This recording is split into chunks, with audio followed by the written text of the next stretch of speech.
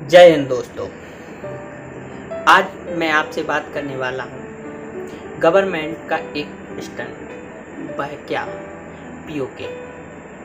Government ने अभी हाल ही में हम 2019 में 35 ए और 370 को जम्मू कश्मीर से हटाकर उसे यूटी में कन्वर्ट कर दिया था, हम सभी जानते हैं। पर आज एक बात चल रही है कि गवर्नमेंट शायद उसे स्टेट में कन्वर्ट करने वाली है। अगर गवर्नमेंट उसे स्टेट बनाती है तो इससे क्या प्रॉफिट होगा, आइए मैं आपको बताता हूँ। आपने अभी तक देखा होगा कि आज हमारे नक्शे में एक छोटा सा बदलाव है। जहाँ पर कश्मीर हुआ करता था, आज वह लद्दाख में ऐड हो चुका है, और जहाँ हमारा जम्मू हुआ करता था वह जम्मू कश्मीर में आने लगा है। अब अगर आप उस नक्शे को अच्छे से देखें तो आपको पता चलेगा कि जो जम्मू और कश्मीर है वह एक नक्शे में एक क्षेत्र दिखाता है, और जो लद्दाख है वह लद्दाख कश्मीर के साथ साथ है। तो लद्दाख में आपका पीओके भी आ चुका है,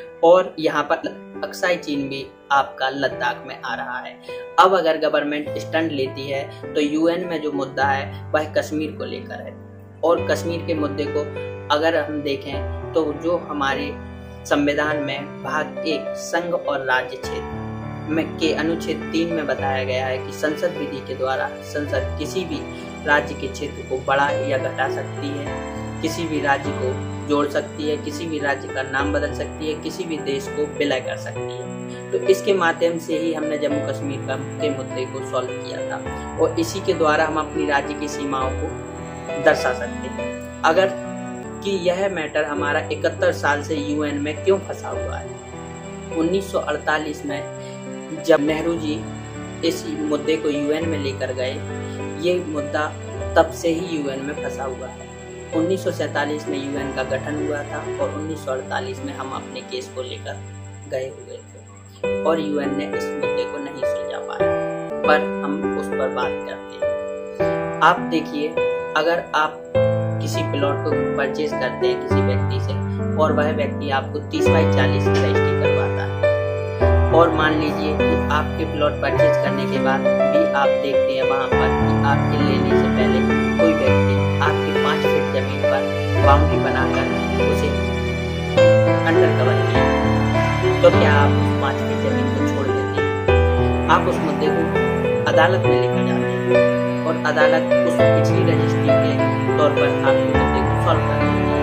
अगर आप यूएन से भी इस मैटर को सॉल्व करवाना चाहें तो यूएन भी इस तरीके से इस मैटर को सॉल्व कर सकता है। अगर आप देखें तो जो पुराना कश्मीर का नक्शा है वह आज भी सभी के पास है, गूगल पर भी वह नक्शा लगा हुआ है। जो हमारे डॉक्टर शासक अपनी सीमाओं का मैप बनाए हुए थे, उस मैप के आधार पर आप जम्मू कश्मीर को पूरा पीओके सहित भारत में छोड़ सकते हैं, जो कि 1/3 हिस्सा पाकिस्तान के पास है। इसका एक सॉल्यूशन 1948 में ही हो सकता था।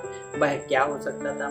जब हमारी आर्मी 1948 में पाकिस्तान के खिलाफ लड़ने के लिए पीओके पर पहुंची थी, वह काउंटर अटैक कर ही रही थी। इतने में नेहरू जी का एक स्टंट आया, उन्होंने इस लड़ाई को युद्ध विराम में बदल दिया, जिसके कारण हम अपने पीओके को उस टाइम ही खो चुके हैं। इतना लंबा समय हमने गुजारा है वो सिर्फ एक गलती के कारण। अगर हम कुछ दिन इस युद्ध को और चलने देते और हम पीओके को उसी समय वापस ले लेते तो इस मुद्दे को आज तक खींचना नहीं पड़ता, लेकिन किसी रीजन के कारण ऐसा हुआ होगा।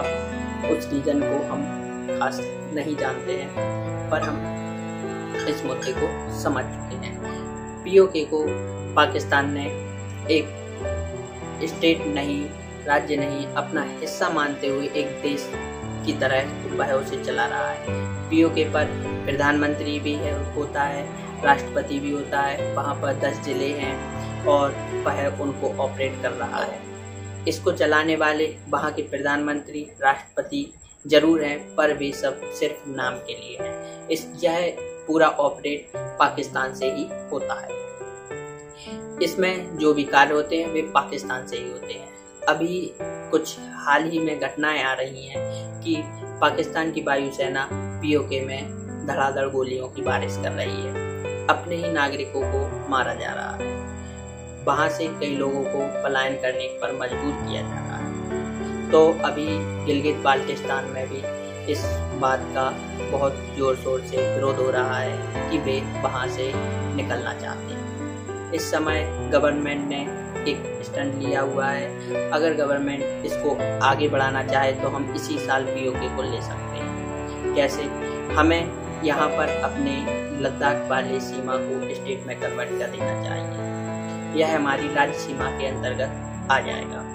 उसके बाद हम अगर स्टैंड लेते हैं, जो कि खान सर ने बताया था कि हमें कोको द्वीप रिटर्न कर लेना चाहिए। अगर हम कोको द्वीप को रिटर्न लेते हैं तो सारा कवरेज कोको द्वीप पर होगा, क्योंकि वह एक इंटरनेशनल मुद्दा है और हम यहाँ पर अपने मुद्दे को धीरे धीरे काउंटर अटैक के द्वारा, आर्मी के द्वारा हम पीओके को रिटर्न ले सकते हैं। अगर हमने पीओके रिटर्न लिया तो आप से यह चाइना भी डर जाएगा। चाइना को भी अपने अक्साई चीन का डर लगने लगेगा, क्योंकि पीओके 30% हिस्सा है और अक्साई चीन ओनली 10% हिस्सा है। जी धन्यवाद। जय हिंद।